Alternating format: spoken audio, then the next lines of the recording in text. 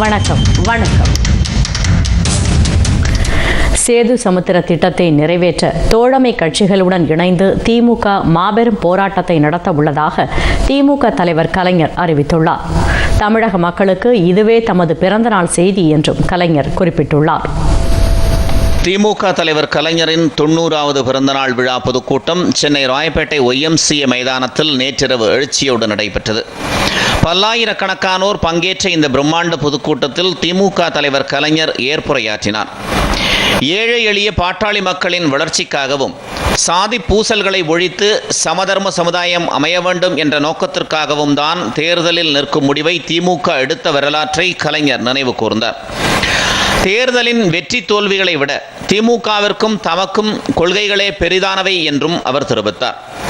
திமுகவை தேர்தலில் தோல்வியுறச் செய்ததால் செம்மொழி தகுதி பெற்ற தமிழ் அதிமுக ஆட்சியில் அழிக்கப்பட்டு வருவதாகவும் கலைஞர் வேதனையுடன் குறிப்பிட்டார்.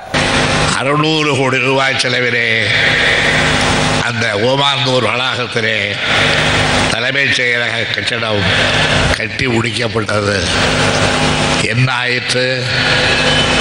ஒவ்வொன்றாக சொல்லுகின்றேன், நீங்கள் நிலவிலே ஏற்றுக்கொள்ள வேண்டியதற்காக.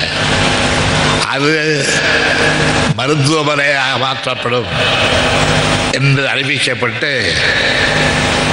அதற்கான காரியங்கள் வேக வேகமாக நடைபெற்று அந்த ஓமாந்தூர் வளாகத்திலே கட்டப்பட்ட அருமையான கட்டிடம் இன்றைக்கு பாழடிக்கப்பட்டிருக்கின்றது. தமிழ் புலவர்கள் உட்பட தமிழ் அறிஞர்கள் உட்பட அனைவரும் சேர்ந்து திராவிட முன்னேற்ற கழகத்தை தேர்தலிலே தோற்கடித்ததன் காரணமாக தமிழ் செம்மொழி என்கின்ற அந்த அந்தஸ்தை பெற்ற தமிழ் அதை இழந்து இன்றைக்கு தவித்துக் கொண்டிருக்கிறது. திமுக ஆட்சியில் கொண்டுவரப்பட்ட பல நலத்திட்டங்களை இன்றைய ஆட்சியாளர்கள் காழ்ப்புணர்வு கொண்டு புறக்கணித்து வருவதாக குறிப்பிட்ட கலைஞர், புதிய தலைமை செயலக புறக்கணிப்பு, சென்னை துறைமுகம் மதுரவாயில் பறக்கும் சாலைக்கு எதிர்ப்பு என இன்றைய ஆட்சியாளர்களின் மக்கள் விரோத நடவடிக்கைகளை பட்டியலிட்டார். நீதிமன்ற தீர்ப்பின் மூலமாகவே சமச்சீர் கல்வி மக்களுக்கு கிடைத்துள்ளதாகவும் கலைஞர் குறிப்பிட்டார்.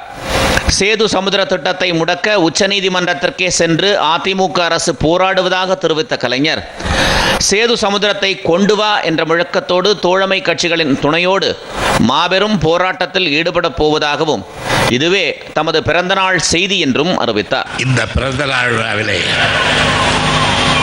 இந்த மாபெரும் மக்கள் கிடங்கில் அறிவிக்கின்றேன், விரைவில் திராவிட முன்னேற்ற கழகத்தினுடைய பொதுக்குழுவையோ செயற்குழுவையோ கூட்டம் செய்து கழகத்தினுடைய தோழமை கட்சிகளுடைய ஆதரவை பெற்று யார் யாருக்கும் தமிழ்நாடு வாழ வேண்டும் என்று எண்ணுகிறார்களோ அந்த உண்மையான இதயங்களை எல்லாம் ஒன்று திரட்டி அவர்களுடைய வயதோடு சேது சமுத்திர திட்டத்தை கொண்டு வா, அதை கிடப்பிலே போடாதே என்ற கோஷத்தோடு ஒரு போராட்டத்தை திராவிட முன்னேற்ற கழகம் தோழமை கட்சிகளுடைய துணையோடு நிச்சயமாக தொடங்கும் என்ற அந்த அறிவிப்பை, அந்த போராட்ட அறிவிப்பை இந்த பொதுக்கூட்டத்திலே என்னுடைய பிறந்தநாள் விழா செய்தியாக, 90வது பிறந்தநாள் விழா செய்தியாக நான் அறிவிக்க விரும்புகின்றேன். என்னுடைய தளபதி தமிழர் தலைவர் வீரமணி அவர்கள் தன்னுடைய கையொறி மூலமாக ஆதரவை தெரிவித்திருக்கிறார். திருமாவளவன் ஏற்கனவே தெரிவித்து விட்டார். என்னுடைய தோழமை கட்சிகள் அத்தனை பேரும் எங்களோடு இணைந்து சேது சமுத்திர திட்டம் கொண்டு வர வேண்டும் என்ற அந்த திட்டத்தை, தீர்மானத்தை வெற்றி பெற செய்ய வேண்டும், செயல்படுத்த முன்வர வேண்டும். செயல்படுத்த முன்வராவிட்டால் போர் போர் போர் நடந்தே தீரும் என்பதை இங்கே இருக்கின்ற அரசுக்கும் மத்திய அரசுக்கும் தெரிவித்து இதுதான் என்னுடைய பிறந்தநாள் விழா செய்தி. பிறந்த நாளில் வாழ்த்தியோர் வழங்கிய 1,20,73,158 ரூபாய் நிதி தேர்தலின் போது உரிய முறையில் செலவழிக்கப்படும் என்றும் கலைஞர் தெரிவித்தார்.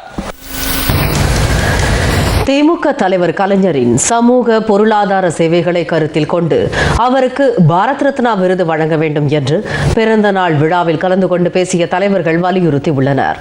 கலைஞரின் சாதனைகளை அவர்கள் பட்டியலிட்டனர். இன்றைக்கும் அவர் சிந்திக்கிறார் தமிழக மக்களை பற்றி. இன்றைக்கும் அவர் வருத்தப்படுகிறார் தமிழகத்திலே ஒரு அவலநிலை தோன்றிவிட்டதே என்று. இன்றைக்கும் அரசியல் மாற்றம் ஏற்பட வேண்டும் என்பதற்காக பாடுபடுகிறாராம். தமிழகத்தை கவ்விக்கொண்டிருக்கிற இருள் அகல வேண்டுமே என்பதற்காக. அப்படிப்பட்ட ஒரு மாற்றத்தை ஏற்படுத்துவதுதான் இன்றைக்கு தமிழகம் முழுவதும் கிளர்ந்தெழுந்து தமிழ் மக்கள் வெல்வார்கள் என்று அடையாளமாக இன்றைக்கு இந்த கூட்டமும் நடைபெற்று கொண்டிருக்கிறது.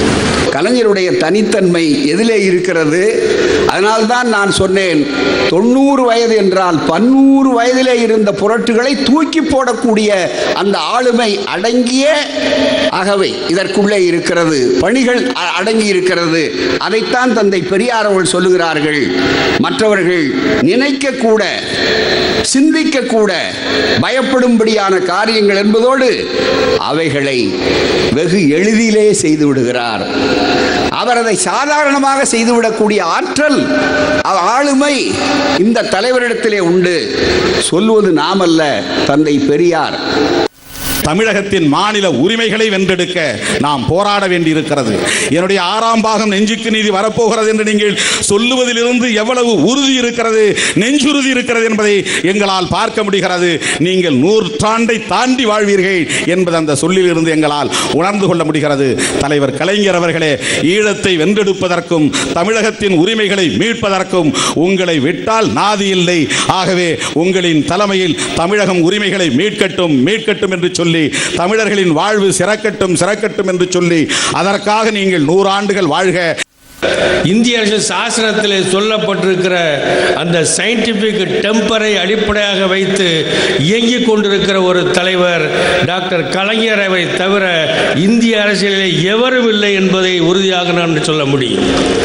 அந்த உறுதிப்பாட்டோடு இயங்கக்கூடிய அவருக்கு இன்று வரை இந்தியாவில் பாரத ரத்னா என்கிற பட்டம் வழங்கப்படாமல் இருப்பது அந்த பட்டத்துக்கே அவமானம் என்பதை நான் தெரிவிக்க விரும்புகின்றேன். பாரத ரத்னா என்ற அந்த பட்டத்தை அதிகம் முன்னாலே வழங்கியிருக்க வேண்டும். அதனை இன்று செய்ய வேண்டும் என்று மத்திய அரசிடத்திலே நான் கேட்டுக்கொள்வேன்.